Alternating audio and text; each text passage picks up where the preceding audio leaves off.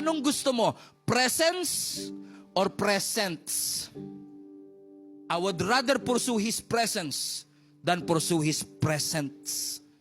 Thank God for His presence. Thank God for His gifts. Thank God for His blessings. Pero kahit meron ng lahat ng to, gawin mang 6-digit ni Lord ang bank account ko. Pero ang pinakamahalaga sa lahat, hindi yung dami ng zero sa bank account ko, kundi yung presensya ng Panginoon sa aking buhay. The presence of God is bigger than the presence. Ang lupa pwedeng manakaw. Ang city pwedeng bumagsak. Ang business pwedeng mawala. Ang promotion pwedeng agawin. You can lose your social media follower. You can lose that monetization feature in your social media account. You can lose that influence. You can lose that money.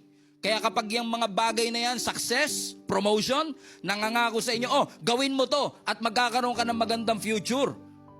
Mapopromote ka, magkakaroon ka ng magandang future. Maraming pera, may magandang future. Pero kung wala ang presence ng Lord, scam yan.